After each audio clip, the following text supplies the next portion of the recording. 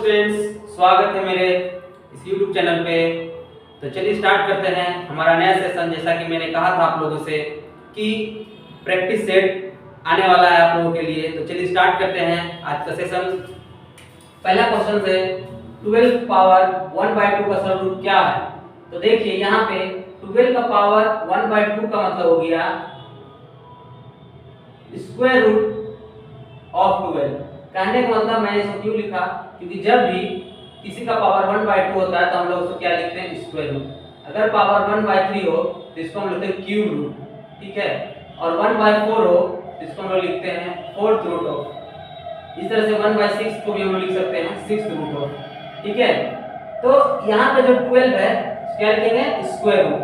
और square root को जब हम तोड़ेंगे 4 × 3 में तो हमारा क्या कन्वर्ट हो जाएगा,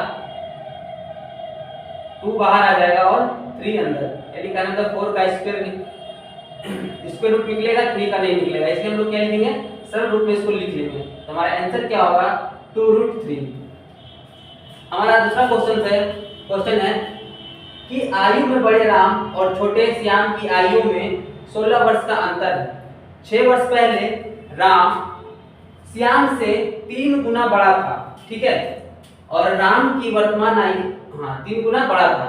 राम की वर्तमान आयु कितनी है, हम लोग को निकालना है। ऑप्शन हमारा यहाँ पे है, जो कि हमारा बीएससी प्लस 2 2017 में पूछा गया है। तो चलिए इसको भी हम लोग सॉल्व करते हैं। तो क्या बोल रहा है, राम एंड श्याम का एज है। तो अगर मान लीजिए क्या है, 16 वर्ष बड़ा, तो हम लोग लिख सकते हैं इसको। अगर श्याम का एज हम लोग x मानते हैं तो क्या होगा, राम का एज क्या होगा, x + 16। क्या दोनों बीच 16 साल का अंतर है कि नहीं है। ये 16 साल के इससे बड़ा है और ये 16 साल छोटा है। तो हम लोग आगे सॉल्व करेंगे। क्वेश्चन में क्या दिया हुआ है, 6 वर्ष पहले राम श्याम से 3 गुना बड़ा था। यानी जो राम है x + 16, ये 6 वर्ष पहले श्याम से, यानी कि 6 वर्ष पहले कितना गुना बड़ा था, तो 3 गुना बड़ा था। किससे, श्याम से। कौन, राम। इसको सॉल्व करें तो क्या हो जाएगा, x + 16 - 6 3x - 18। सॉल्व करेंगे तो क्या होगा, x + 10 = 3x - 18। और x में से 3x जाएगा और इधर -18 उधर जाएगा तो -10। तो क्या हो जाएगा हमारा, -2x = -28। माइनस माइनस कैंसिल, 2 से ये 14 टाइम जाएगा। यानी x बराबर हमारा क्या आ गया, 14, जो कि श्याम का एज है। श्याम का एज है, ठीक है। तो श्याम का एज निकल गया। और क्या था, और श्याम का एज क्या था, ये हमारा दिया हुआ जो वर्तमान आयु है, क्या है, वर्तमान आयु है। तो हम लोग लिख सकते हैं कि, और वर्तमान आयु किसका है, श्याम का 14 साल। तो बताइए कि राम का कितना हो जाएगा, 16 साल बड़ा था उससे। तो राम का जो एज होगा वो हो जाएगा x + 16, यानी कि 14 + 16 = 30। ये जो हमारा आंसर आ गया 30। तो ऑप्शन नंबर बी। इसको हम लोग दूसरे मेथड से बना सकते हैं, जैसे कि यहाँ पे हम लोग यूज कर लेते हैं। ये हमारा फर्स्ट मेथड है। और दूसरा मेथड क्या है, दूसरा मेथड तो हम लोग कैसे बना सकते हैं इसको, देखिए कि दोनों के जो राम और श्याम जो है ये क्या है, 16 साल बड़ा है कि नहीं, 16 साल बड़ा। और क्या दिया हुआ, 6 वर्ष पहले राम श्याम से 3 गुना बड़ा। यानी हम लोग कह सकते हैं कि अगर 6 वर्ष पहले कितना था, 3 गुना बड़ा। अगर मान लीजिए अभी श्याम 6 वर्ष पहले कितना था, 1, और ये राम कितना हो गया, 3 गुना बड़ा था। यानी राम 3 गुना था और श्याम कितना था, 1। तो हम लोग बोल सकते हैं, इस रेशियो को लिख सकते हैं 3x * इसको लिख सकते हैं x। तो आप बताइए, तो ये हो गया हमारा क्या, 3:1। और बोल रहा है क्या, 6 वर्ष बाद कितना, तो 6 वर्ष बाद, यानी 6 वर्ष पहले, 6 वर्ष पहले। तो ये हमारा जो रेशियो है ये 6 वर्ष पहले का रेशियो है, जो क्या बोल सकते हैं, 6 वर्ष पहले का रेशियो, 6 वर्ष पहले का रेशियो, अनुपात, 6 वर्ष पहले का अनुपात ही दिया हुआ है, ठीक है। हम लोग इसको लिख लीजिए। अब क्या है, कि यानी 6 वर्ष पहले और 6 वर्ष के बाद जा रहे हैं तो हमारा वर्तमान आयु हो जाएगा। यानी कहने का मतलब 6 वर्ष बाद प्लस 6 साल 6 वर्ष तो हमारा क्या आ जाएगा, जो 3 है तो यानी 3x प्लस 6 हो जाएगा, ठीक है। और जो हमारा 1 है वो क्या हो जाएगा x, इसमें भी 6 वर्ष प्लस करेंगे तो ये क्या हमारा निकल जाएगा वर्तमान आयु। क्या निकलेगा ये वर्तमान आयु। और इस वर्तमान आयु के बीच का अंतर कितना है 16 साल। इसको सॉल्व कीजिए तो कितना हो जाएगा 3x plus 6 minus x minus 6 is equal to 16 और 3 में से x दिया 2x, 6 से 6 खत्म तो हमारा आ गया 16, 2 से जाएगा ये 8 टाइम्स तो हमारा x इज इक्वल टू 8। यानी कि जो ये जो x निकला वो कब का है तो 6 वर्ष पहले का अनुपात है 8, 6 वर्ष पहले का अनुपात है। तो 6 वर्ष पहले का अनुपात तो बताइए 6 वर्ष बाद यानी जो वर्तमान आयु है कितना हो जाएगा 14 वर्ष। कितना आ जाएगा 14 वर्ष, जो कि श्याम का आयु है, जो कि श्याम का है। और इसी में ये 3 है 3x तो इसका 3 गुना था तो 3x का मतलब कितना हो गया 8 या 24 साल,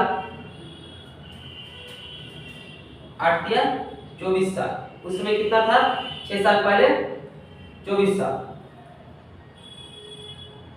3x जो है वो क्या है राम का आयु, यानी हो गया कितना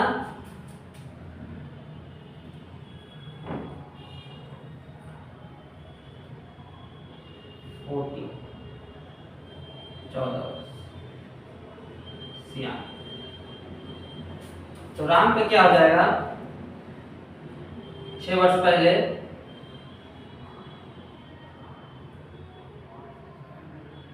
राम का 3x क्या था 3x तो हो जाएगा 3 × 8 इज इक्वल टू 24। 6 वर्ष पहले तो अगर 6 वर्ष बाद यानी 6 वर्ष के बाद जाएंगे तो इसमें प्लस 6 हो गया तो हमारा गया 30 जो कि वर्तमान आयु है, वर्तमान आयु। तो हमारा आंसर क्या आ जाएगा 30 जो कि ऑप्शन नंबर बी है। चलिए हम लोग पढ़ते हैं आगे चलते हैं क्वेश्चन नंबर 3 पे।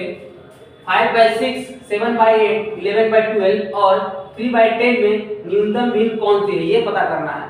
तो यहाँ देखिए कि जो 5/6 है 7/8 11/12 3/10 है, अगर न्यूनतम मतलब सबसे छोटा वाला भी हम लोग पता करना है। देखिए काफी इजी है बस थोड़ा समझना है। 5/6 अगर मान लीजिए ये अगर 5 और 6 होता क्या होता 6 होता तो क्या होता 6 का मतलब क्या 6 से हम लोग इसमें डिवाइड कर रहे हैं 8 से डिवाइड कर 12 से 10 से तो यानी कहने का मतलब अगर 5 लोग हैं है ना तो यानी अगर मान लीजिए 6 लोग होता तो सबको 1 रुपया मिलता 6 कट जाता। इसमें भी अगर 8 होता तो भी सबको 1 रुपया मिलता, ये भी 12 होता 1 रुपया मिलता, यहाँ भी होता तो मिलता। लेकिन क्या है ये क्या है 6 लोग हैं 5 आदमी, कहने का मतलब है कि 6 रुपया को 5 आदमी बांटना है तो क्या होगा 1 रुपया तो पूरा नहीं मिलेगा लेकिन 1 रुपया से कम मिलेगा। इसमें भी क्या एक कम है तो यहाँ भी 1 रुपया से कम मिलेगा, यहाँ भी 1 रुपया से कम मिलेगा। लेकिन यहाँ क्या है 3 रुपया में 10 आदमी को बांटना है, यहाँ 11 रुपया में 12 आदमी को बांटना है, यहाँ 3 रुपया में 10 आदमी को बांटना है। इसका मतलब क्या है यहाँ बहुत ही कम मिलेगा, जिसका वजह से हम लोग बोल सकते हैं डायरेक्ट देखते ही कि 3/10 ही हमारा आंसर होगा। या तो फिर हम लोग उसको और भी सॉल्व कर सकते हैं, एलसीएम मेथड से इसको सॉल्व करते हैं है ना। तो अभी टाइम नहीं है, इसकी वजह से आगे हम लोग क्वेश्चन बहुत देखना है। तो बाकी इतना ही हम लोग बोलेंगे, इसको जल्दी से सॉल्व करने के लिए क्या बस पता करना है। बस देखिए कि कौन सा बड़ा होगा, कैसे कि देखना है कि कौन छोटा है इससे रेशियो से है ना कि 6 से अगर डिवाइड करते हैं 5 में और तो 1 से क्या होगा कम मिलेगा, थोड़ा सा कम मिलेगा, 8 से कम मिलेगा। लेकिन यहाँ 3 रुपया को बांटना है 10 आदमी में तो यहाँ हम लोग को क्या मिलेगा बहुत ही कम अमाउंट में मिलेगा, जो कि हमारा सबसे छोटा डेसिमल बनेगा। इसलिए हम लोग बोल सकते हैं यहाँ पर जो हमारा सबसे छोटा भिन्न होगा वो क्या होगा 3/10। ठीक है आगे चलते हैं। हमारा क्वेश्चन नंबर 4 है, क्या है 20 पुस्तकों का क्रय मूल्य x पुस्तकों के विक्रय मूल्य के बराबर है। यदि लाभ 25% हो तो x का मान कितना है। बहुत अच्छा क्वेश्चन है जो कि हमारा बिहार एसएससी सीजीएल में 2022 में ये क्वेश्चन पूछा गया। चलिए, तो 20 पुस्तकों का क्रय मूल्य, तो हम लोग बोल सकते हैं कि 20 पुस्तक का मतलब क्रय मूल्य यानी 20 into 20 into CP is equal to x पुस्तकों के विक्रय मूल्य, यानी कहने का मतलब x इंटू एसपी। ठीक है, तो यहाँ से हम लोग सीपी और एसपी का रेशियो निकाल लेते हैं। तो क्या बचेगा, x बाय 20। तो हम बोल सकते हैं सीपी अगर x है, एसपी अगर 20 है, और फिर क्या बोल रहा है कि लाभ कितना हुआ 25%। उसी चीज में अगर लाभ 25% हो तो x का मान क्या है, तो हमारा क्या है लाभ दिया हुआ है, लाभ यानी प्रॉफिट परसेंटेज। तो क्या बोल सकते हैं यहाँ 25% क्या लिख सकते हैं 25 बाय 1/4 डायरेक्ट, है ना। कैसे लिखते हैं 25 बाय 100 1/4। तो यहाँ पे 1/4 का मतलब क्या होगा कि 4 अगर सीपी है तो 5 क्या होगा एसपी, क्योंकि प्रॉफिट हो रहा था। एसपी हमारा क्या आ गया 5। तो यहाँ भी रेशियो निकल गया हमारा सीपी और एसपी का। तो हम लोग लिख सकते हैं कि CP by SP is equal to x by 20 is equal to CP हमारा कितना है 4 डिवाइड बाय 5। तो हम लोग यहाँ से इसको सॉल्व करेंगे। क्या 5 बाय 4 5 4 जा 20, फिर उसका x 4 से 4 जाएगा तो क्या 16, यानी कहने का मतलब जो हमारा x होगा वो कितना होगा 16, यानी कहने का मतलब x पुस्तक का जो विक्रय मूल्य होगा क्या होगा 16 रुपए। तो हम लोग लिख सकते हैं आंसर हमारा क्या होगा बी ऑप्शन। इसको दूसरे तरीके से भी हम लोग सॉल्व कर सकते हैं, जैसे कि सेकेंड मेथड इसको बोल सकते हैं हम लोग सेकेंड मेथड। कैसे, ये हमारा फर्स्ट मेथड था। देखिए कि अगर हम लोग ऐसा करते हैं कि जो हमारा रेशियो निकला है सीपी बाय एसपी, ठीक है, सीपी बाय एसपी कितना निकला है x बाय 20, ठीक है। तो हमारा जो प्रॉफिट क्या होगा ये देखो, एसपी अगर 20 है क्या हो रहा है प्रॉफिट हो रहा है, कितना हो रहा है 25% का प्रॉफिट हो रहा है। तो हम लोग लिख सकते हैं प्रॉफिट जो होगा कितना हो जाएगा, ये क्या है हमारा एसपी। तो जो प्रॉफिट निकलेगा वो क्या निकलेगा is equal to 20 minus x. क्या निकला हमारा प्रॉफिट 20 माइनस एक्स। तो हम लोग जानते हैं प्रॉफिट परसेंटेज इक्वल टू होता है profit divide by CP into 100। तो हम लोग लिख रहे हैं प्रॉफिट परसेंटेज गिवन है, प्रॉफिट परसेंटेज गिवन है कितना 25%। तो हम लोग प्रॉफिट परसेंटेज में 25 लिखेंगे और P कितना आया हमारा 20 माइनस एक्स, CP कितना है हमारा x इंटू 100। तो हम लोग सॉल्व करेंगे तो कितना हो जाएगा ये 25x is equal to 2000 minus 100x। तो यहाँ देखिए ये आ जाएगा इधर, तो कितना हो जाएगा 25 प्लस x, तो हमारा आ जाएगा 125x इज इक्वल टू 2000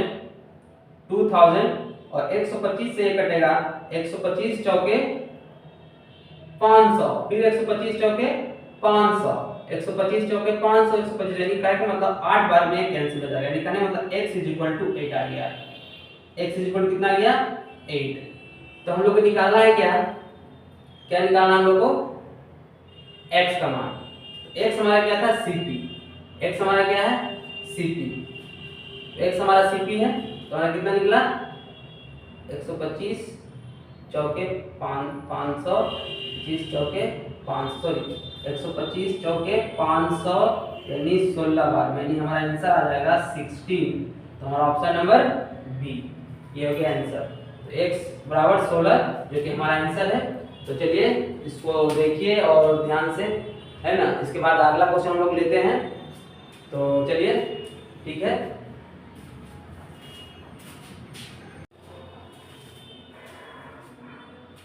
चलिए देखिए हमारा नेक्स्ट क्वेश्चन सब है 5, 6, 7, 8, 9। इसके बाद देखिए पांचवा क्वेश्चन में दिया हुआ है कि √2 और cube root of 4 and fourth root of 6 का आरोही क्रम क्या है? आरोही मतलब बढ़ते क्रम, बढ़ते क्रम, बढ़ते क्रम में हमको सजाना है इसको। तो देखिए सबसे पहले पता करना है कि बढ़ते क्रम का मतलब सबसे पहले हम लोग को छोटा चूज करना होगा, उसके बाद उससे बड़ा और उससे बड़ा, है ना।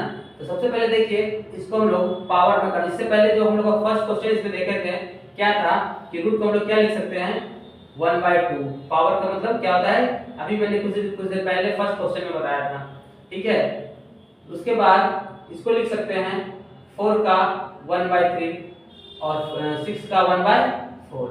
अब यहाँ देखिए कि पावर 1/2 1/3 1/4 है, तो हम लोग क्या करेंगे ऐसे क्वेश्चंस में क्या करते हैं जो पावर का जो हल होता है उसमें हम लोग क्या करते हैं एलसीएम लेते हैं। तो 4 × 3 और 2 का एलसीएम कितना हो जाएगा 4 × 3 का एलसीएम क्या होता है जब भी हम लोग एलसीएम लेते हैं तो सबसे बड़े डिजिट को लेते हैं 4 और फिर देखते हैं कौन इससे डिवाइड हो रहा है। 2 से डिवाइड हो रहा है इसका मतलब 4 इन दोनों का ठीक है। 3 से डिवाइड होने के लिए क्या चाहिए इसमें 3 से मल्टीप्लाई यानी 4 3 12 यानी अगर हम लोग कितना 2 3 4 का एलसीएम 2 3 4 का तो हमारा एलसीएम क्या आ जाएगा 12, ठीक है। तो 12 हो गया, तो 12 से क्या करेंगे मल्टीप्लाई सभी में 12 से मल्टीप्लाई, तो क्या आ जाएगा 2 6 12, फिर हमारे यहाँ 3 से जाएगा 4 बार में और ये 4 जाएगा 3 बार में, तो क्या आ जाएगा 2 का पावर 6 4 का पावर 4 और ये 6 का पावर 3। अब देखिए पावर हमारा एक क्या बन गया एक होल नंबर इंटीजर बन गया है ना, इंटीजर बन गया। तो हम लोग क्या करेंगे उसको सॉल्व करेंगे। तो 2 पावर 6 का मतलब हो गया 2 दूनी 4 4 दूनी 8 8 2 दूनी 4 4 दूनी 8 8 दूनी 16 16 दूनी 32 32 दूनी 64 64। फिर उसके बाद 4 4 का मतलब 4 4 16 16 64 64 चौके 4 चौके 16 64 चौके 216। उसके बाद हमारा आ गया 6 छक 36 36 छक 216, रुकिए 4 4 16 16 चौके 64 तो 16 16 64 64 चौके 4 4 16 6 6 24 1 25 सॉरी 4 4 16 6 6 24 256 है ना 256 सॉरी यार 256। तो यहाँ देखिए 64 256 टू 16 हमारा है। तो सबसे छोटा कौन है हम लोग लिखेंगे तो 64 हो गया, ये छोटा हमारा है यानी कि √2 और उसके बाद छोटा कौन है हमारा ये यानी कि √4 cube root of 4 root of 6 हम लिख सकते हैं क्यूब 4 रूट ऑफ 6। और इसके बाद हमारा लास्ट है ये वाला किसका है 256 का यानी इसका यानी हम लिख सकते हैं 3 रूट ऑफ 4 यानी क्यूब रूट ऑफ 4। तो हमारा आंसर हो गया ये, ठीक है। आगे चलते हैं 6th क्वेश्चन में क्या है 7 का यानी 7 का जो न्यूनतम गुणज जिससे 6 9 15 और न्यूनतम गुणज 6 9 15 और 18 से विभाजित करने पर 4 शेष बचता है वह क्या है। 7 का न्यूनतम गुणज इसका निकाला तो पहले पता कीजिए कि 6 9 15 और 18 का एलसीएम कैसे निकालते हैं हम लोग 6 9 15 18 का। सबसे पहले एलसीएम जब निकालते हैं तो हम लोग क्या लिखते हैं सबसे बड़ा डिजिट को तो 18 हो गया, ठीक है। 18 में क्या हो गया देखिए किससे डिवाइड हो रहा है 6 से डिवाइड हो रहा है तो एलसीएम क्या होगा 6 और 18 का 18 ही होगा, ठीक है। 9 से डिवाइड 9 और 18 का एलसीएम क्या होगा 18 ही होगा। 15 से डिवाइड हो रहा है नहीं, तो क्या करेंगे हम लोग इसमें कितना से मल्टीप्लाई करेंगे तो इसमें देखिए 3 और 5 है, क्या है 3 और 5 है, तो क्या ये 3 से डिवाइड हो रहा है हाँ हो रहा है, तो 3 से मल्टीप्लाई करने की जरूरत नहीं है यानी 5 से मल्टीप्लाई करेंगे तो हमारा एलसीएम क्या आ जाएगा 90। ये हमारा एलसीएम कितना हो गया 90, एलसीएम कितना आ गया 90। आगे देखिए फिर क्या करेंगे यहाँ क्वेश्चन बोल रहा है क्या जो 90 है एलसीएम जो निकाला है क्यों निकाले क्योंकि 90 जो होगा एलसीएम जो होता है जिस संख्याओं का हम लोग एलसीएम निकालते हैं वो क्या होता है, वो संख्या एलसीएम को डिवाइड करता है। तो यहाँ 90 हो गया। और फिर क्या हो रहा है, 7 का न्यूनतम यानी सबसे कम वाला गुणज, गुणज मतलब उसमें गुना किया हुआ, यानी कहने का मतलब ऐसा बोल सकते हैं कि शायद 7 से वो डिवाइड हो, तो हम लोग उसको लिख सकते हैं। और 4 से ही बचना चाहिए, तो हम लोग उसको लिख सकते हैं इस फॉर्म में 90k+4। क्या लिख सकते हैं, 90k+4, है ना। तो अगर यहाँ पर k का वैल्यू अगर हम लोग 1 रखते हैं तो क्या होता है, 90 × 1 + 4 = क्या जाएगा, 90 + 4 94। ठीक है, क्या ये 7 से डिवाइड है, होता है 7 से, नहीं। तो क्या ये 7 का गुणज नहीं है, 7 का गुणज नहीं है, 7 का गुणज नहीं है, 7 का गुणज नहीं है। ठीक है, उसके बाद k = 2 रख के देखिए, तो 90 × 2 + 4 यानी 90 दूनी 180, 104 84। क्या 84 का गुणज है, 7 दूनी 14, इसको करते हैं 7 एकम 7, 2 नहीं करता, 7 से 7 दूनी 14, 4 बचता है 44, 7 छक 42 नहीं आता। इसका मतलब 7 का गुणज ये नहीं है, ये भी नहीं है, गुणज नहीं है, यानी कटना चाहिए 7 से। फिर 3 रख के देखो, यानी 90 × 3 + 4 यानी 90 किया 127 यानी 270 + 4 274। क्या 7 से कटता है, तो 7 × 21 बचा 6, 7 × 63 नहीं कटता है, नहीं। फिर k = 4 रख के देखिए, तो क्या आ जाएगा हमारा 90 × 4 + 4 9 × 36 60 + 4 364। क्या 7 से कटता है, 7 × 28 7 × 5 35 7 दूनी 14, हाँ ये कटता है, हाँ 7 का गुणज है, गुणज है। इसका मतलब हमारा आंसर क्या होगा, k = 4 का मतलब हमारा हो गया आंसर 364, ये हमारा आंसर हो गया। ठीक है, इसको हम लोग ऑप्शन से ही बना सकते हैं। कैसे, देखिए 7 का गुणज का मतलब क्या होगा कि 7 से पहले तो हम लोग गुणज का मतलब होगा कि 7 से वो डिवाइड होना चाहिए, सबसे पहला बात। ठीक है, और न्यूनतम होना चाहिए। ठीक है, तो यहाँ देखिए 7 से कौन डिवाइड हो रहा है। ठीक है, तो 7 से डिवाइड होने का मतलब ये भी देखना है कि 6 9 15 18 से जब डिवाइड करते हैं तो 4 से ही बचना चाहिए। तो 6 से देखिए डिवाइड करते हैं तो कितना आता है, 6 × 6 6 दूनी के 12, 6 × 6 6 दूनी के 12, 6 × 6 6 दूनी के 12। क्या ये नहीं आता है ना, इसका शेष 4 नहीं बचता, तो ये भी नहीं होगा। इसको देखिए 6 × 6 तो 3 बचा, 6 बचे तो ये होता है, ये होता है 94। क्या होता है, 4 शेष बचता है इसमें। इसको देखिए 6 × 6 36 में भी शेष बचता है 6, 4 बचता है। ऐसे देखिए 6 × 28 में शेष बचता है 6। तो इसका मतलब हमारा ऑप्शन तीनों में से कोई एक होगा, है ना। तो यहाँ देखिए कि जो 7 से डिवाइड होना जरूरी है, 6 से तो सबका शेषफल आ ही रहा है सब में, तो उस हिसाब से तो सही है तीनों। लेकिन यहाँ 7 का गुणज भी बोल रहा है, तो 7 का गुणज होने के लिए हम लोग क्या आता है, इसमें देखिए 7 से कौन डिवाइड हो रहा है, तो 7 से डिवाइड ये नहीं हो रहा है, ये नहीं हो रहा है, ये होगा, ये भी नहीं होगा, तो हमारा आंसर ये हो जाएगा। अगर ऑप्शन में ऐसा 2 संख्या दिया हुआ, 3 संख्या, 4 संख्या दिया हुआ 7 से डिवाइड करेंगे, तो हम लोग को क्वेश्चन बोला है क्या, न्यूनतम गुणज। तो हम लोग देखेंगे इसमें जो छोटा वाला होगा वही उसका आंसर होगा। तो हम लोग बोल सकते हैं हमारा आंसर क्या होगा, 364। उसके बाद आगे आते हैं, हमारा 7th क्वेश्चन क्या है, 12 27 एंड 40 का एलसीएम निकालना है। तो एलसीएम निकालने की सबसे पहले तरीका क्या बताया आप लोगों को अभी, कि सबसे बड़ा नंबर को चूज कर लीजिए सबसे फर्स्ट 40। ठीक है, उसके बाद क्या करेंगे, ये देखना है कि जो 40 है वो किसे किसे कट सकता है। तो क्या 12 से कटेगा 40, तो देखिए 12 में क्या क्या है, 4 और 3 है। तो देखिए ये 4 से तो कटेगा लेकिन 3 से कटेगा नहीं, तो इसमें 3 से मल्टीप्लाई कर दीजिए, तो क्या ये 12 से भी कट जाएगा। अब देखिए 27 है, तो क्या 27 में क्या होना चाहिए,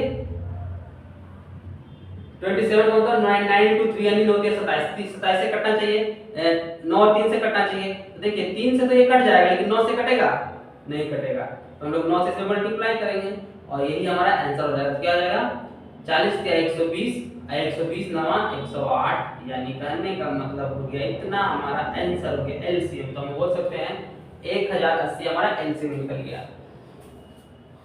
चलिए और आगे देखिए 8 नंबर क्वेश्चंस को क्या है 1/2, 3/4, 5/6, 7/8 और 9/10 का एचसीएफ क्या होगा।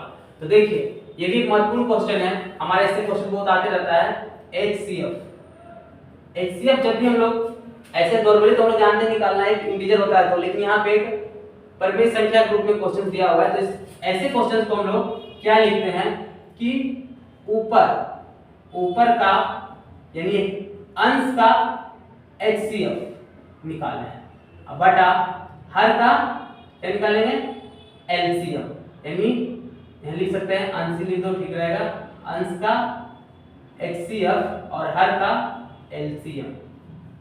जब एचसीएफ बोले निकालना तो क्या होगा हमारा आंसर, तो अंश का एचसीएफ मतलब जब इसका एचसीएफ निकालेंगे क्या होगा, यहाँ पे 1 और 3 5 7 एक विषम संख्या है सब, तो क्या होगा एक से सब डिवाइड नहीं हो पाएगा, एक से सब डिवाइड हो जाएगा, इसका मतलब क्या हो जाएगा एक जो हमारा होगा अंश का एचसीएफ आ जाएगा। और एलसीएम अभी मैंने बताया एलसीएम निकालने को क्या करना है, सबसे बड़ा नंबर लेना है 10, उसके बाद क्या करना है 2 4 6 8 10 में 10 ले लिए, 10 किससे कटेगा 2 से कटेगा, 4 से कटेगा नहीं, तो 4 में क्या है 2 * 2, तो क्या हम इसमें से 2 एक ले लेंगे, तो देखिए 2 से कट जाएगा 10 भी, तो 4 से भी डिवाइड हो जाएगा। अब क्या है इसमें देखिए 2 * 3 है, तो क्या ये 2 से तो डिवाइड होगा ही है, 3 से डिवाइड होगा, 3 से डिवाइड करने तो 3 से मल्टीप्लाई करना होगा। उसके बाद देखिए ये क्या 8 से डिवाइड होगा, तो यहाँ देखिए 2 इसमें भी है 2 इसमें भी है ना, तो निकाल सकते हैं इसमें 4 * 2, तो 2 से तो डिवाइड होगा ही होगा, लेकिन 4 से डिवाइड नहीं होगा, तो उसके लिए हम लोग को क्या करना पड़ेगा, एक और 2 से मल्टीप्लाई करना होगा। ये देखिए यहाँ पे क्योंकि एक 2 इसमें भी एक 2 यहाँ पे, दो दो दो कट जाएगा 4, और एक 2 और ये बचेगा जो इसमें मल्टीप्लाई करने के लिए, तभी जाके हमारा किससे 8 से डिवाइड हो पाएगा, ठीक है। और 10 तो है 10 से डिवाइड हो जाएगा ये, तो हमारा आंसर क्या आ जाएगा 10 दूनी 20, 20 या 60, 60 दूनी 120, तो हमारा आंसर क्या आ जाएगा 120, यानी हमारा आंसर होगा 120, जो कि ऑप्शन नंबर ये है। अब देखिए हमारा क्वेश्चन जो है 9 नंबर क्वेश्चन क्या है, एक दुकानदार 1 रुपए के 6 गुब्बारे खरीदता है, उसके बाद वह 1 रुपए में कितने गुब्बारे बेच देता है कि उसे 20% का लाभ हो। तो ये देखिए क्वेश्चन बहुत ही बढ़िया क्वेश्चन है, जो कि ये भी बिहार एसएससी का सीरियल में 2022 का ये क्वेश्चन है, बहुत ही बढ़िया क्वेश्चन है। देखिए एक दुकानदार 1 रुपए के 6 गुब्बारे खरीदता है, यानी कहने का मतलब 6 गुब्बारा जो है 6 गुब्बारे का जो है 6 गुब्बारे में वो कितना खरीदता है, 6 गुब्बारे में ऐसा 6 गुब्बारे खरीदता है 1 रुपया में, ठीक है। तो बताइए 1 गुब्बारा कितना में खरीदेगा, 1 गुब्बारा खरीदेगा वो 1/6 रुपया में। तो ऐसे क्वेश्चन देखिए 1 गुब्बारा का मतलब क्या हो गया, यहाँ पे ये हमको देखना है 1/6 का मतलब क्या हो गया, यहाँ समझना है, यहाँ समझना है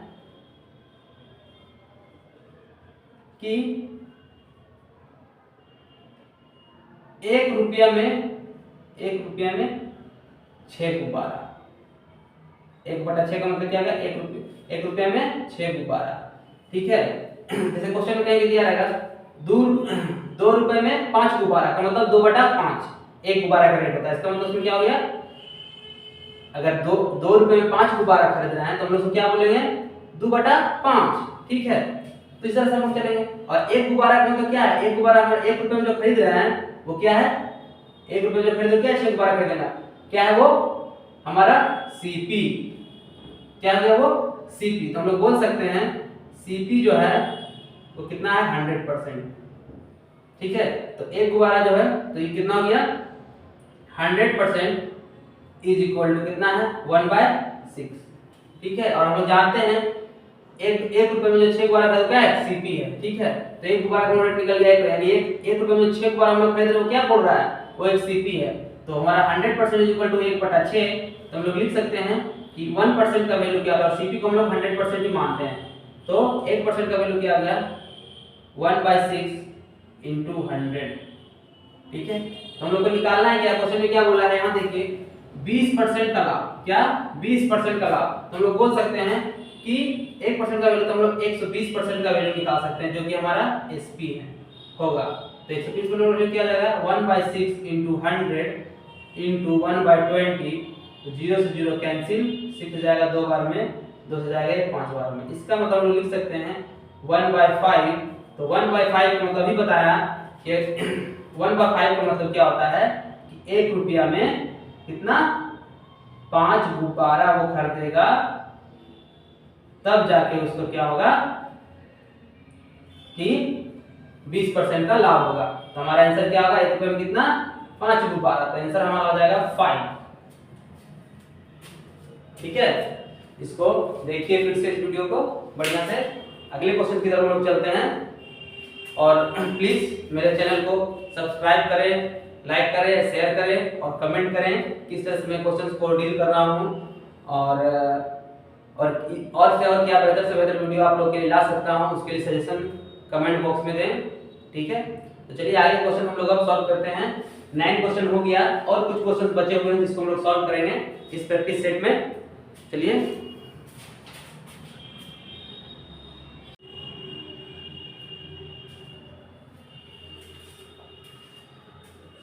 यदि विक्रय मूल्य 10th नंबर क्वेश्चन है, यदि विक्रय मूल्य को दुगना करने पर लाभ 3 गुना हो जाता है तो लाभ परसेंट कितना है।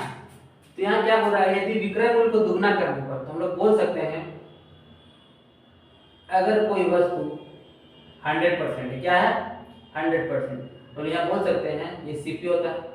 ठीक है, तो सीपी जो है 100% है, यदि विक्रय मूल्य को दुगना करने पर क्या है, दुगना कर दिए, मान लीजिए हम इसको दुगना करें, सॉरी विक्रय मूल्य को दुगना करने पर लाभ 3 गुना हो जाता है। यानी मान लीजिए कि यहाँ पर लाभ हुआ उसको 100 रुपया का, क्या लाभ होगा 100 रुपया का, तो उसका जो सीपी आएगा, एसपी आएगा, वो क्या आएगा 100 + x। ठीक है, क्या आएगा 100 + x। अब क्या बोल रहा है कि जब जब विक्रय मूल्य को दुगना कर दिए, क्या हो गया, विक्रय मूल्य को दुगना कर दो, तो विक्रय मूल्य क्या कर दिए हम दुगना कर दिए। अभी कहने का मतलब इसमें 2 से मल्टीप्लाई कर दिए, यानी ये हमारा पहला एसपी हो गया, sp1 इसको बोल सकते हैं।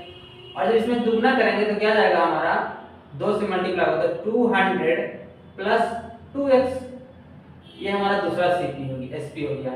ठीक है, ये कब होता है, जब दुगना करते हैं तो जो हमारा लाभ होता है वो क्या होता है 3 गुना हो जाता है। यानी कहने का मतलब लाभ क्या होता है 3 गुना। तो लाभ यहाँ x था, तो लाभ यहाँ कितना हो जाएगा 3x, क्या जाएगा लाभ 3x। तो हम लोग इसको बोल सकते हैं इस तरह से, इक्वेशन के तहत हम लिख सकते हैं कि जो सीपी है, अगर ये एसपी है ना, तो अगर इसमें से इतना घटाएंगे तो क्या हमारा आएगा 100, और ये जो एसपी है इसमें से इतना घटाएंगे तो हमारा क्या आएगा 100, यानी एसपी सीपी आएगा, है ना। तो हम लोग लिख सकते हैं इसको 100 + x में अगर हम लोग x को घटा दें, यानी सीपी एसपी में अगर हम लोग प्रॉफिट को घटा दें, क्या है प्रॉफिट को अगर हम लोग घटा दें तो क्या हो जाएगा हमारा, क्या निकलेगा सीपी। तो ये एक सीपी हो गया, ये हमारा क्या है एक सीपी है, क्या है सीपी। और ये भी हमारा एक सीपी है, जो कि अगर 200 + 2x में 200 + 2x में अगर हम लोग -3x यानी 3x को घटा देंगे तो क्या जाएगा हमारा, -3x को घटा देंगे तो क्या जाएगा हमारा ये भी क्या हो गया सीपी। ठीक है, तो सीपी क्या होगा यहाँ पर इक्वल होगा।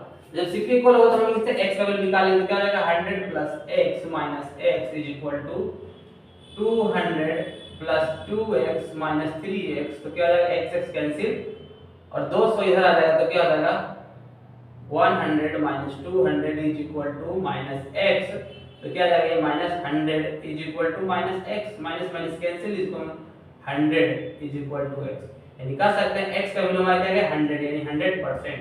तो यहाँ x क्या है परसेंटेज में, तो हमारा क्या आ गया यहाँ x%, क्या होगा ये x%। हमारा क्या आ जाएगा लाभ कितना परसेंट था, कितना है तो 100%। चलिए अगला क्वेश्चन देखते हैं, क्या है कि जब 1421 × 1423 × 1425 को 12 से विभाजित करते हैं तो शेषफल कितना है। तो देखिए 1421 ये एक शेषफल प्रमेय का क्वेश्चन है, जो कि नंबर सिस्टम में हम लोग पढ़ते हैं। 1425 को जब कितना से 12 से डिवाइड करते हैं तो क्या हमारा आंसर आता है। तो देखिए 12 से डिवाइड करने जाएंगे तो काफी समय लगेगा, है ना। तो इसलिए हम लोग क्या करेंगे, इसको देखेंगे कि किसी से कटता तो नहीं है। अगर 3 से कटता है तो हम लोग कटाएंगे। तो 4 ये 3 से किससे कटता है, कैंसिल हो रहा है। 4 3 2 5 1 6 3 2 5 4 9 1 10 4 5 4 9 4 13 5 2 7 4 11 12 कट रहा है इससे। तो 4 से कटा 3 से कटा देंगे 4 बार में, 3 से कटेगा 3 4 12 3 7 21 और 3 बचे 15, एक कट गया, है ना। अब 4 से हम डिवाइड कर सकते हैं। 4 से डिवाइड करेंगे तो 4 4 दूनी क्या 8 4 दिया 12 तो 2 बचेगा, 4 बचे 20 और 4 बचे 20, यानी r बराबर यहाँ 1 आ गया। 4 जब डिवाइड करेंगे तो 4 दिया 12 यहाँ 2 आएगा, 4 बचे 20 और फिर 2 आएगा, 4 बचे 20 तो r बराबर हमारा आ जाएगा 3। इसको भी से करेंगे तो 4 एकम 4 4 4 एकम 4 3 4 32, हाँ तो r बराबर 3, तो यहाँ 3 आ गया। हम लोग इसको लिख सकते हैं क्या कि कैसे लिख सकते हैं 1 इंटू 3 इंटू 3 डिवाइड बाई 4 मतलब 9/4। जिसको डिवाइड करेंगे तो हमारा रिमाइंडर क्या आ जाएगा 1, हमारा रिमाइंडर क्या आ जाएगा 1, ठीक है। लेकिन ये हमारा रिमाइंडर ये आंसर में आया है ना। यहाँ पे हम लोग छोड़ देते हैं, लेकिन यहाँ पे क्या कहते हैं स्टार्टिंग में हम लोग को 12 से डिवाइड करना है। ये 4 से डिवाइड करके हमारा रिमाइंडर 1 आया। इन बात कितना से 12 प्लस 12 से डिवाइड करने में कितना रिमाइंडर होगा, तो क्या करेंगे अगर नीचे वाले को 12 बनाना है ना, कितना गुना था 3 गुना था ना। ये 4 जो है ये 12 बनाने के 3 से गुना करना पड़ेगा। इसका मतलब हम लोग रिमाइंडर में ही क्या करेंगे 3 से मल्टीप्लाई कर देंगे। तो हमारा आंसर जो है एक्चुअल रिमाइंडर यानी वास्तविक रिमाइंडर क्या आएगा, एक्चुअल रिमाइंडर क्या आएगा 3, जो कि हमारा आंसर होगा। ये यहाँ से भी कर सकते थे 12 बना करके, यहाँ पे भी 27 12 से 27 भाग देते तो हमारा रिमाइंडर 3 आता था। तो उससे भी कर सकते हैं, या फिर पूरा रिमाइंडर निकाल करके जितना हम लोग तिगुना था तो उसको लोग तिगुना कर देंगे। 3 से डिवाइड इसलिए इसको तिगुना किए तो हमारा आंसर क्या आएगा 3। आगे चलते हैं क्वेश्चन नंबर 12 में वृत्त की त्रिज्या में 3% की वृद्धि हुई, उसके क्षेत्रफल में वृद्धि का प्रतिशत क्या है। तो चलिए हम लोग देखते हैं फॉर्मूला क्या होता है वृत्त का क्षेत्रफल का।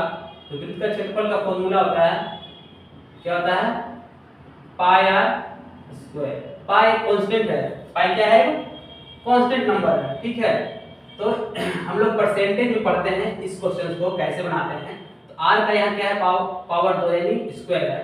तो हम लोग क्या करेंगे, अगर मान लीजिए इसका त्रिज्या पहले 100% सॉरी 3% दिया हुआ त्रिज्या है ना वृद्धि करता है, यानी कहने का मतलब 3/100 3/100, यानी कह सकते हैं कि अगर पहले में वो 100 होगा, क्या होगा पहले अगर वो 100 होगा तो बाद में कितना हो गया इंक्रीज हो गया 103, यानी कहने का मतलब 100 होगा तो हो गया उसका त्रिज्या कितना 103, ठीक है।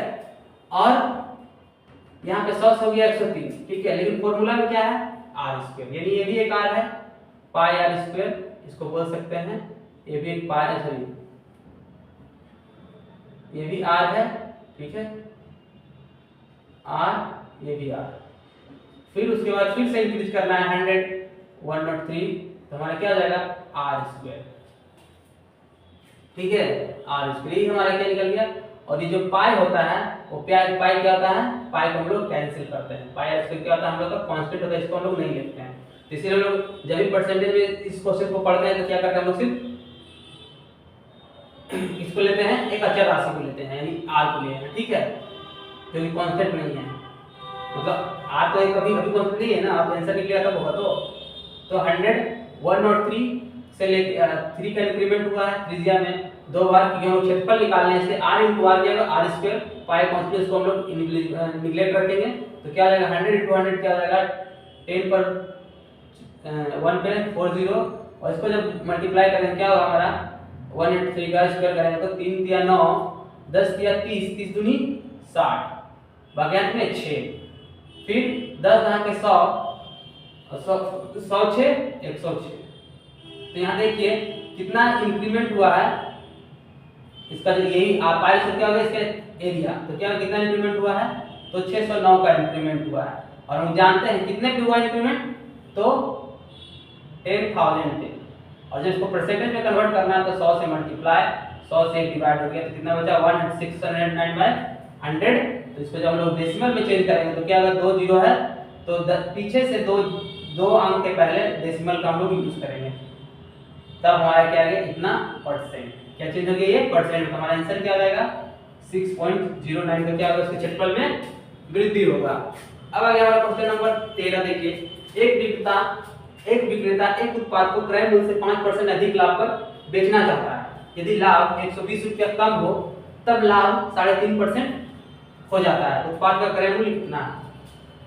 तो देखिए अगर सीपी जो है 100% ठीक है सीपी। अब क्या हो रहा है उत्पाद को क्रय मूल्य से 5% अधिक लाभ पर बेचना चाहता है। क्या करता है अधिक लाभ पर बेचना चाहता है, यानी कहने का मतलब 5% का अगर लाभ देगा वो तो कितना हो जाएगा 105। ठीक है 5 में लाभ 105।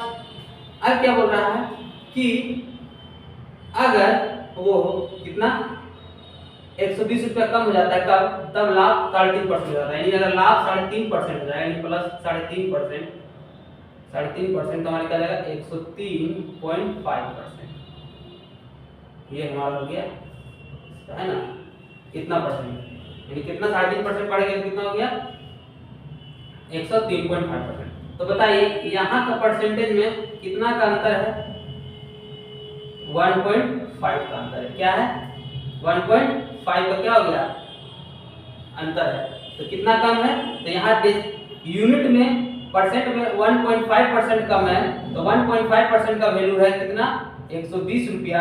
यहाँ देखे लाभ 120 रुपया हुआ है ना कितना कम है लाभ में 120 रुपया करते हैं 1.5% मतलब 120 तो 1% का वैल्यू कितना जाएगा 120 बटा 1.5। जब इसको लोग डिवाइड करेंगे तो 15 × 20 से यानी 80, यानी 1% का वैल्यू हमारा क्या आ गया 80। तो हम लोग को निकालना है कितना 100% का, यानी 100% बराबर क्या हो जाएगा हमारा 80 × 100 यानी 8000 रुपीस। तो हमारा आंसर हो जाएगा क्या 8000। चलिए देखिए है ना हमारा क्वेश्चन नंबर 13 खत्म हो गया। इसके बाद हम लोग 14, 15, 16, 17, 18 तक करेंगे। ठीक है तो चलिए देखिए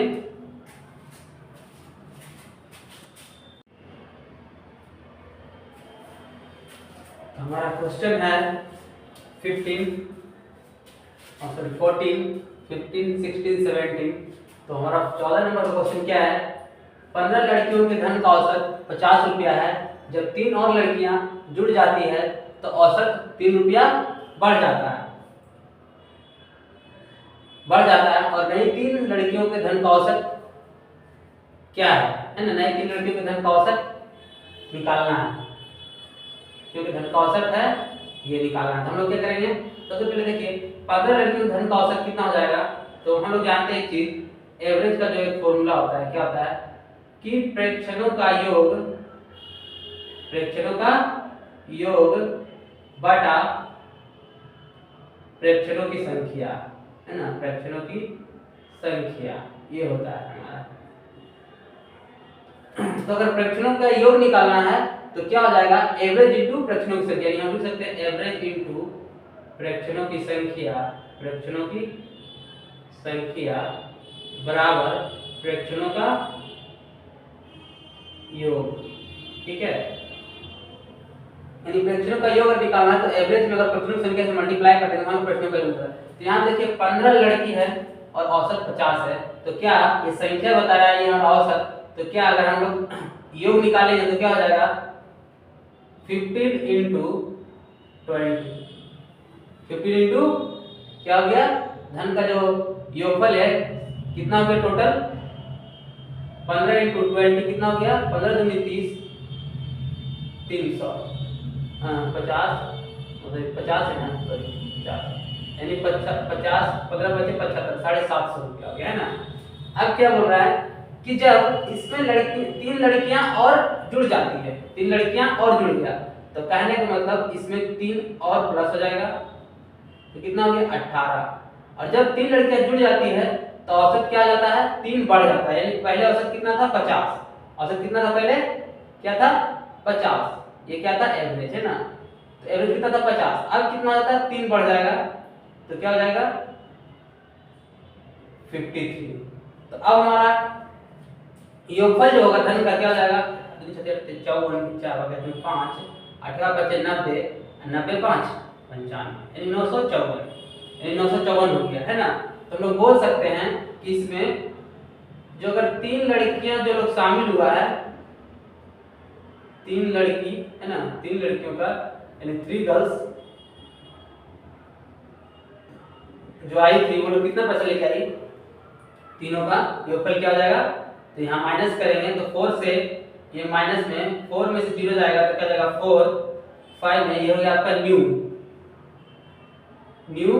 योगफल है ना ये हो गया न्यू। तो ये 4 में 0 जाएगा तो 4 5 में से 7 जाएगा तो 0 और 9 में 7 गया था 2 यानी जो 3 गर्ल्स आएगा वो कितना ले अमाउंट ले 304 204 रुपये है ना। और इसी 204 का क्या निकालना हम लोग को 3 लड़कियों का औसत। तो 204 में औसत निकालते तो क्या होता है टोटल योगफल में से जितना औसत निकालना है 3 लड़कियों को तो 3 से डिवाइड करें तो हमारे क्या जाएगा 3 6 18 बच गया 2 3 6 18 3 6 18 और 3 8 24 तो हमारा आंसर आ जाएगा 68। तो हमारा आंसर क्या जाएगा 68 यानी 68 क्या हो गया उन दोनों का उन तीनों लड़कियों का औसत हो गया।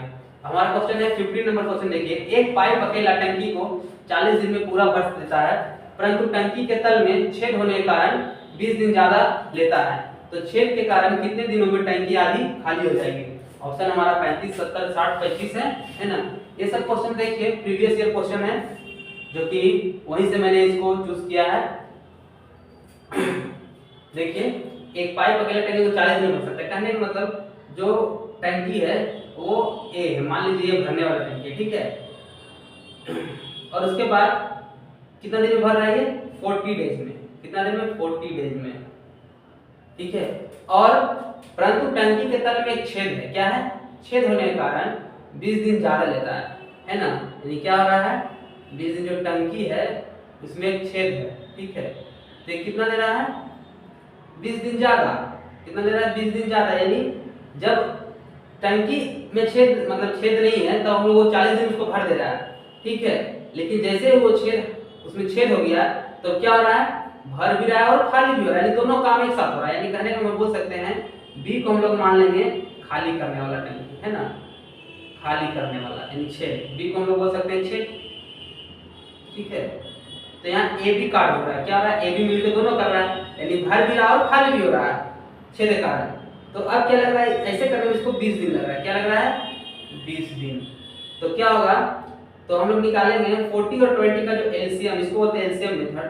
तो 40 और 20 का एलसीएम क्या होता है 40।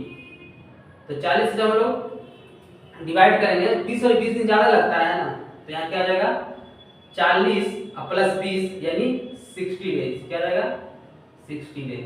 तो हमारा आंसर यहाँ पे क्या जाएगा टंकी का तो 40 और 60 का एलसीएम क्या होगा 120 क्या जाएगा 120 60 को हम लोग लेंगे 60 से कटेगा 20 से 60 दूनी 120 तो 40 दिया 120 और यहाँ देखिए ये क्या कर रहा है भरने वाला काम कर रहा है ठीक है। इसको भरने वाला बोल सकते हैं प्लस को और ये माइनस भी है जो नेगेटिव है। ये देखिए 40 जब ये भरेगा है ना 3 काम डेली करेगा 3 लीटर भरेगा डेली तो 120 40 दिन में भर देगा। लेकिन यहाँ दोनों काम हो रहा है ना दोनों काम में ये भर रहा है यानी ए कितना भर रहा है +3 डेली ठीक है और बी क्या कर रहा है अब यहाँ पे हमारा क्या 60 दूनी के 120 ये 2 भर रहा है दोनों मिले कितना भर रहा है 2 छेद होने का।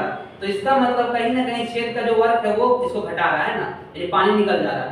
तो यानी ए अगर 3 भर रहा होगा तो बी जो होगा वो -1 होगा तभी तो 3 में 1 घटाएंगे यानी 3 काम भी हो रहा है और -1 क्या हो रहा है छेद भी हो रहा है यानी कहने का 3 और -1 जब एक साथ करेगा तो क्या हो जाएगा -3 प्लस -1 क्या हो जाएगा +2 क्या हो जाएगा +2 यानी 2 क्या कर रहा है वो भर रहा है। तो यहाँ 3 क्या रहा भर रहा है तो जब भरेगा तो क्या हो जाएगा यानी हमारा जो बी का जो क्षमता है खाली करने का वो क्या हो गया -1 यानी बी का क्षमता कितना आ गया -1। तो बी का क्षमता -1 तो हम लोग क्या हो रहा है कितने दिनों में टंकी आधी खाली हो जाएगी। तो टंकी टोटल 120 लीटर का है मान लीजिए 120 लीटर का है तो अगर आधा खाली करना है तो क्या करेंगे 60 लीटर आधा कितना हो गया 60 लीटर, और 60 लीटर को हम लोग खाली करना है तो किसे खाली करेंगे 20 से, है ना। यानी हम लोग जानते हैं टोटल बी का जो है वर्क क्या कितने दिन में होगा, वो total work divide by efficiency, क्या जाएगा इफिशियंसी। तो टोटल वर्क कितना है, तो यहाँ 60 होगा, है ना। तो 60 यानी 120 का आधा, आधा बोला इसलिए क्या जाएगा 120 में से 2 जाएगा, यानी हो गया कितना 60।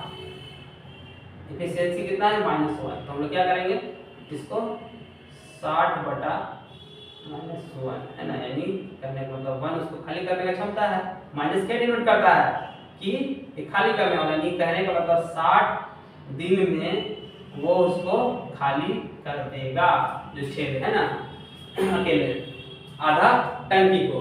तो ये हमारा आंसर हो गया, ठीक है। माइनस प्लस क्या डिनोट करता है कि ये भर रहा है कि खाली कर रहा है, माइनस का मतलब खाली करना, प्लस का मतलब भर रहा है। ये एलसीएम मेथड द्वारा हम लोगों ने सॉल्व किया। अब आ गया देखिए क्वेश्चन जो है कि आपका टाइम एंड डिस्टेंस दिया हुआ है ना। तो दो कारें हैं ए और बी जो P से Q की ओर क्रमशः 75 किलोमीटर प्रति आवर और 90 किलोमीटर प्रति आवर की औसत गति से यात्रा करती है। यदि A को पूरी यात्रा में B से आधा घंटा अधिक समय लगता है तो P और Q के बीच की दूरी किसमें निकालें, किलोमीटर में। तो चलिए देखिए दो कारें हैं A और B 75 किलोमीटर A और B। तो यहाँ देखिए एक चीज हम लोग जानते हैं, यहाँ P और Q जो है वो P जो Q है क्या है, डिस्टेंस दिया हुआ है जो कि एक डिफिनिट डिस्टेंस है, कहने मतलब निश्चित दूरी है ना। D क्या है, कांस्टेंट है। D क्या है, कांस्टेंट है। तो जब D कांस्टेंट हो गया तो हम लोग आगे बढ़ेंगे। देखिए D एक कांस्टेंट है तो इसको हम लोग कैसे बना सकते हैं,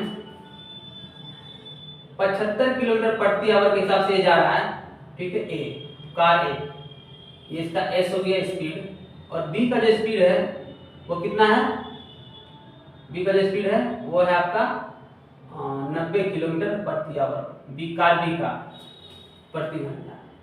अब देखिए जब D क्या होता है, जब D कांस्टेंट होता है, क्या होता है D कांस्टेंट होता है तो S जो होता है वो T का क्या होता है, T का क्या होता है व्युत्क्रमानुपाती, यानी इनवर्सली प्रोपोर्शनल।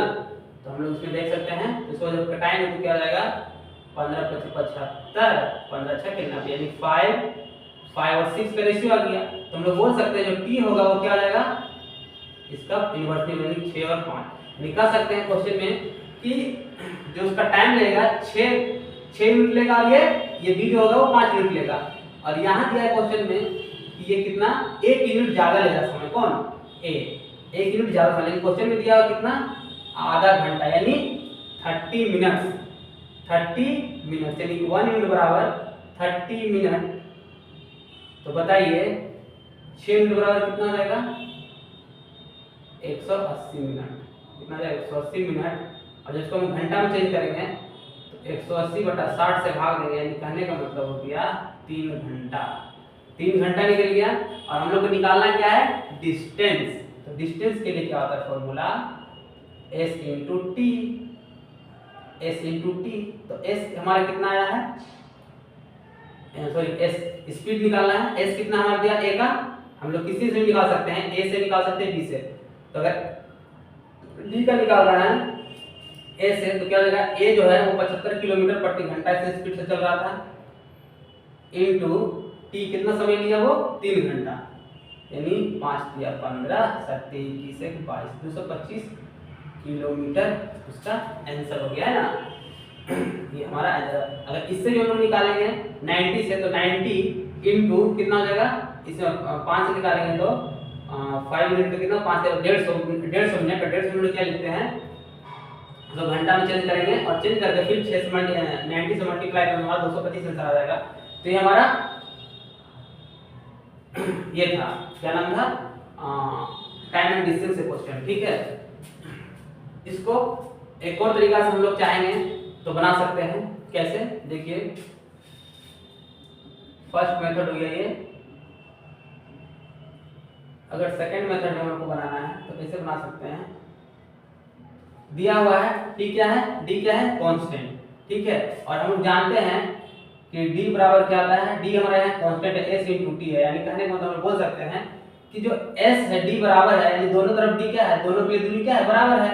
अगर ये 75 का स्पीड से चल रहा है ना, 75 का स्पीड से कार ए चल रहा है, 75 का स्पीड से कार ए चल रहा है, तो हमारा डिस्टेंस कितना होगा, 75 इंटू, ठीक है, जो दूरी होगा क्या होगा, बराबर है ना।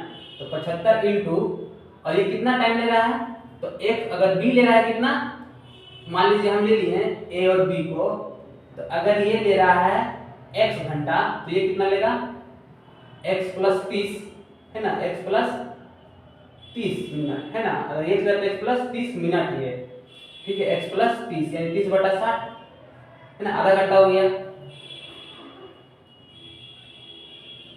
इस तरह से तो हम लोग लिख सकते हैं इसको, ये क्या हो गया, टाइम का रेशियो है, ठीक है। हम लोग लिख सकते हैं 75 into x plus 1/2 x plus 1/2 hour बराबर क्या हो जाएगा, 90 इंटू एक्स, ठीक है, 90 इंटू एक्स। इसको सॉल्व करेंगे तो क्या हो जाएगा, 75 इंटू 2x प्लस 1/2 बराबर 90x। दो इधर जाएगा तो कितना होगा, 75 दूनी 150x plus 75 is equal to 180x, 175 इसको इधर ले आओ तो 180 कितना हो जाएगा, माइनस 30x, इधर जाएगा तो माइनस 75, क्या जाएगा, माइनस 75, हाँ तो इसमें 30 ही हो गया, 75 75 हाँ ठीक है, तो कितना है 75, माइनस माइनस कैंसिल, x बराबर 15 दूनी 30, 15 बचे 75, यानी x बराबर जाएगा हमारा 5/2 आवर आ गया। कितना आ गया, 5/2 आवर। तो हम लोग निकाल सकते हैं डिस्टेंस, डिस्टेंस बराबर क्या आता है, s इंटू टी, और s हमारा कितना है, मान लीजिए किसका x आया है, तो b का, तो b का डिस्टेंस कितना है, 90 इंटू एक्स, तो 90 इंटू 5/2 से डिवाइड करेंगे तो कितना हो जाएगा, 45 बचे 225, जो कि हमारा किलोमीटर आंसर आ गया। तो हमारा आंसर कौन होगा, 225, ठीक है। दोनों मेथड से हम लोग कर सकते हैं इसको सॉल्व। आगे देखिए हमारा 70 नंबर क्वेश्चन है, 50 संख्याओं का औसत 45 है। बाद में देखा गया कि दो संख्याएं क्रमशः 21 और 91 के बजाय गलती से 12 और 19 पढ़ ली गई है, सही औसत ज्ञात करें। तभी हम लोगों ने पढ़ा कि जब एवरेज निकालना होता है तो क्या करते हैं, संख्याओं का एवरेज और फ्रैक्शनों का योग बटा फ्रैक्शनों की संख्या होता है।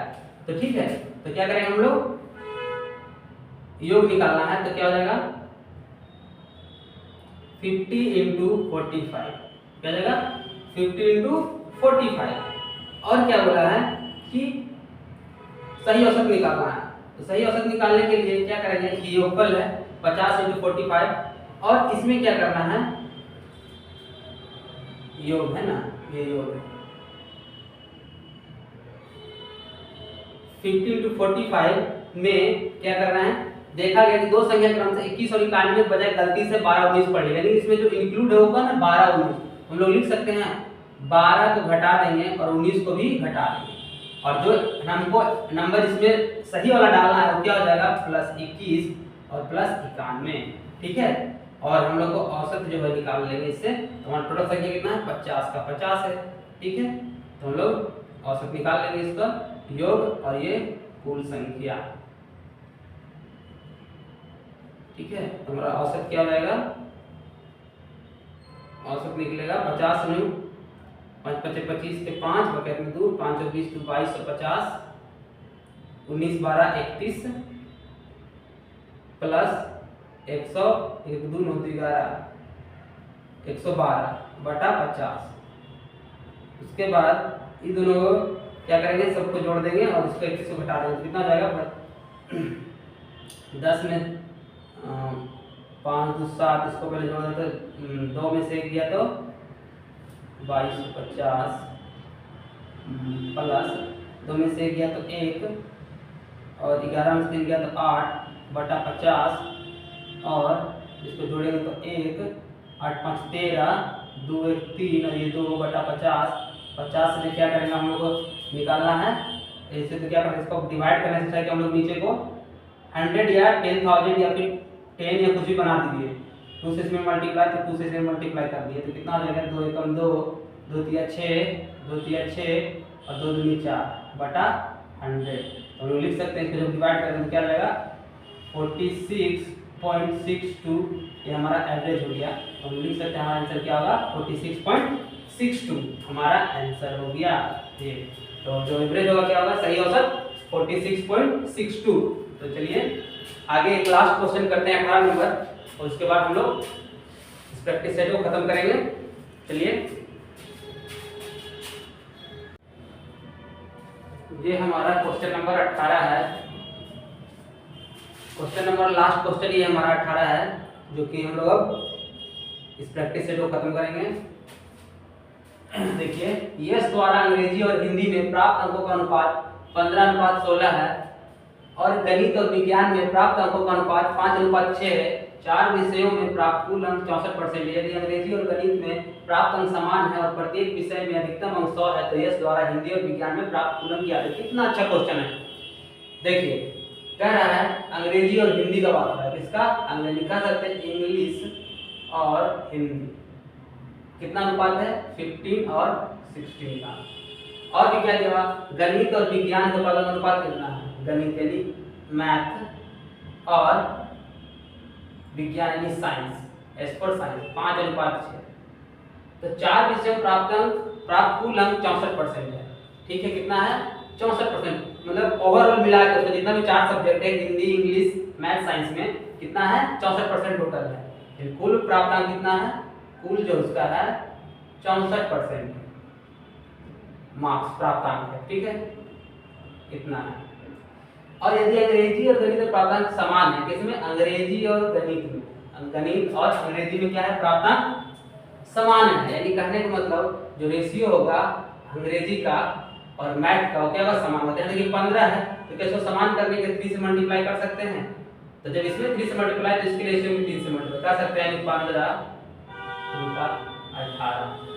ठीक है 15:18 हो गया। तो यहाँ देखिए मैथ का 15 इक्वल है और इंग्लिश का भी इक्वल है। ठीक है तो हम लोग बोल सकते हैं यहाँ पे 15, 16 और 18 इसका रेशियो निकल गया। अब क्या हो गया प्रत्येक विषय में अधिकतम अंक 100 है। प्रत्येक विषय 4 सब्जेक्ट है तो कितने हो जाएगा 4 गुने 100 यानी 400 कुल अंक